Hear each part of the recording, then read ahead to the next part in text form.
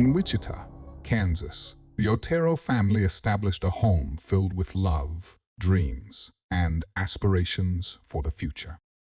Joseph Otero Sr. had served his country honorably in the U.S. Air Force before settling down in Wichita to pursue a civilian life centered around the well-being of his family. While the specifics of his rank and MOS during his service are not detailed in public records, it was known that Joseph carried the discipline and dedication from his time in service into his role as a family man. After his service, Joseph took on the role of providing for his family, but exact details regarding his employment at the time of the tragedy remain a bit unclear. He worked tirelessly to ensure stability and safety for his loved ones, embodying the spirit of resilience and responsibility. By his side was Julie Otero, a matriarch whose nurturing spirit anchored the family. She fostered a home enriched with the vibrant traditions of their Puerto Rican heritage. Julie's role in the household was indispensable. She filled their home with love, warmth, and the delightful aroma of home-cooked meals, weaving stories that connected the children to their rich cultural background. Although there are no specific details available about her employment status, it is evident that Julie played a crucial role in nurturing the family's roots and keeping their bond strong. Joseph Jr. and Josephine were still in their tender years, each pursuing dreams that were as boundless as their imaginations. They attended the local schools in Wichita, integrating themselves into the community through their youthful curiosity and vibrant spirits. Even though the exact grades they were in and their teachers' names are not publicly documented, the children were known to be bright, embracing learning with open hearts and open minds. Joseph Jr., at just 9 years old, was an embodiment of joy and potential. His interests were as varied as they were delightful, as he navigated the world with a keen, curious mind, always eager to learn and explore. Josephine, 11, carried a gentle, artistic spirit, a young girl who poured her imagination into her drawings, crafting beautiful worlds with her creativity. She nurtured dreams, tender and deep, a mirror to her kind and loving personality. Together, the Otero family forged a unit strong in love and mutual respect, supporting each other in nurturing their individual dreams and aspirations. They were a family united in love, standing as pillars of support for each other, a beacon of light in a community they had grown to call home. It is with a heavy heart that we delve deeper into their story, a tender light extinguished much too soon, a loss that reverberates painfully to this day. In the early 1970s, Wichita, Kansas was home to the Otero family, and a man who would bring a tragic end to their dreams. His name is now known to be Dennis Rader. At that time, Rader was in his late 20s, seemingly molding into the role of a regular family man, with a job at ADT Security Services, where he installed security systems for both homes and businesses. This role demanded attention to detail, allowing him to familiarize himself with the most secure areas of a home, knowledge he would later exploit for his dark, sinister cravings. Rader's daily routine seemed ordinary, possibly starting with a family breakfast before heading to work. His evenings were typical of a family man, filled with dinner discussions and quality time spent with his family. This familial setting was vital in maintaining the facade of a normal, functioning member of society, a detail that made it hard for anyone to suspect the darkness that lurked within him. Outside of work, Rader was deeply involved with the Christ Lutheran Church in Wichita, where he would at times serve as the president of the church council. Here, amidst families nurturing their faith, Rader sat as a participant, sharing in the sermons and community activities. This active role in the church painted him as a figure of moral standing and trust in the community, allowing him to weave a web of deceit that concealed his true nature, thus enabling him to hide in plain sight. Yet, behind this veneer of respectability and faith, Rader was nurturing a growing darkness, a secret life fed in the quiet hours of the night. This was the time when he meticulously documented his sadistic fantasies in journals, a space where his true self came to life, devoid of any human connection or empathy. He began tracking potential victims, a practice he termed working on his projects. These were individuals he selected based on a grotesque set of criteria known only to him. His predatory behavior grew with time, going from stalking and surveilling homes to learning the daily habits of those he stalked, slowly descending deeper into the vortex of his dark impulses. Despite his grotesque double life, Rader maintained an outward appearance of normalcy, forming part of a young family that was growing together, characterized by shared meals and experiences that seemed to echo the familiar patterns of countless other families. Yet, under this facade lay a ticking time bomb of sadism, a monstrous side that was inching ever closer to breaking free, threatening to unleash a reign of terror that would forever scar the lives and hearts of the Wichita community. As we delve further into the narrative, the horrifying dichotomy of Rader's existence comes to the forefront, revealing a man adept at wearing a mask, concealing a mind spiraling into darkness, a mind that would soon give in to its most brutal impulses, altering the lives of innocent families irreparably and leaving an indelible mark of terror in a community caught unaware. The Otero family was murdered in 1974. But Dennis Rader managed to evade suspicion for more than 3 decades. It wasn't until 2004 that a series of communications between Rader and the police led to his identification and arrest.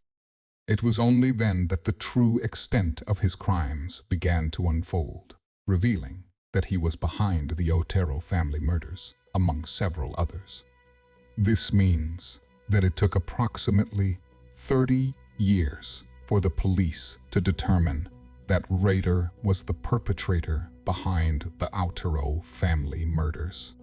On January 15, 1974, the quiet, residential area of Wichita, Kansas, was shattered by a gruesome discovery at 803 North Edgemoor Street, the Otero family residence.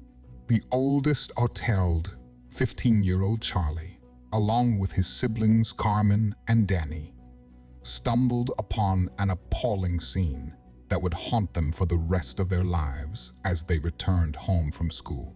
The heart-rending journey started as they entered the master bedroom, where they found their parents, Joseph and Julie Otero, in a state that bore witness to a violent struggle.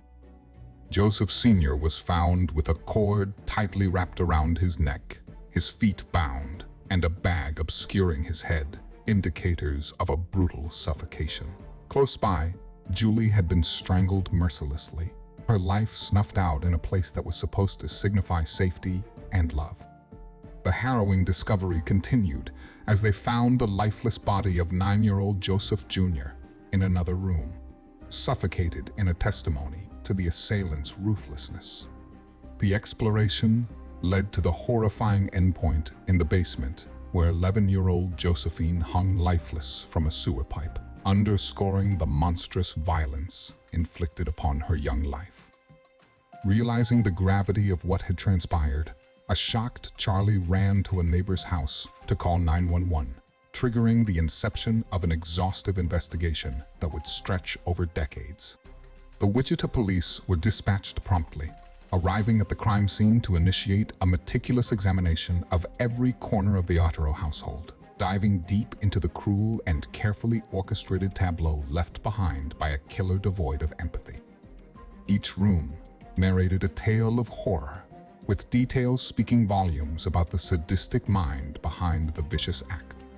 Calculated positioning of the bodies pointed to a perpetrator deriving sick pleasure from the terror inflicted upon the innocent family. As news of the tragedy spread, a wave of fear and sorrow surged through the Wichita community. a tight-knit group mourning the tragic loss of a beloved family.